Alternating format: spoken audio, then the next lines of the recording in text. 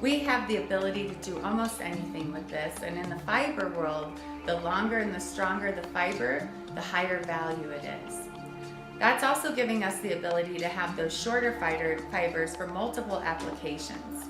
Right now, car companies, aerospace companies, plastic companies, so many of these big toxic, product developers are desperate for natural fibers. And right now, hemp has the ability to step in and be the solution that we've all been waiting to see. This is going to give our farmers drought-resistant crops. This is going to give our workers amazing, healthy materials to be harvesting and working with. And this is going to give us healthy products to lead into a sustainable and healthy future. It's so very important for everyone to understand that if we're demanding hemp fabrics be made in the U.S. right now, what that really means and what that'll give us. At this time, we've talked about the fact that hemp won't run on a cotton or a woolen system, and we don't really have anything else in this nation other than chemical synthetic processing. We definitely don't want to see our hemp fabric going to turn into viscose synthetic fabrics. This not only is no longer a natural fiber, they're literally putting plant material in a vat with over 120 chemicals, including formaldehydes and benzenes, and spitting it out the other end like fishing line. Again, a natural fiber should literally be the fibers of our plants that are spinning together to make those yarns, not fishing line. That viscose is not going to maintain any of the wonderful properties that we've known to grow and love about hemp.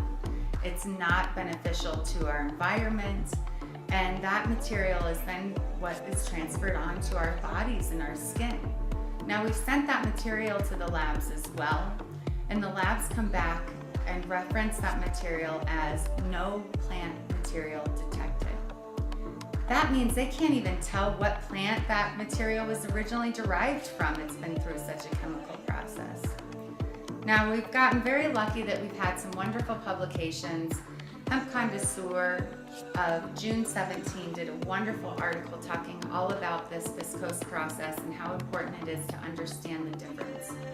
We also have the issue of labeling laws in the U.S. and the fact that our nation doesn't really have strict enough labeling laws, and especially for us conscious consumers that are really concerned with what is on our products. They've accepted that people can name a product under a trademark fancy name and not even tell us what it really is. They've also accepted that you can produce a product in multiple different ways and call it the same thing. Right now, there's no law that requires a hemp viscose product to be labeled as such. So it's very important as a conscious consumer or someone that's looking for something healthy in their lives and their environments to understand that there is a very big difference. And it's actually simple to tell by your hand.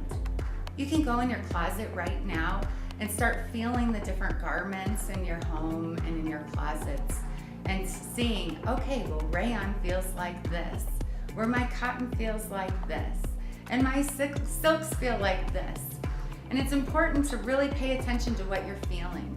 In most synthetic fabrics, if you feel it and take your hand away, you almost feel a film or like a residue between your fingers after you touched it.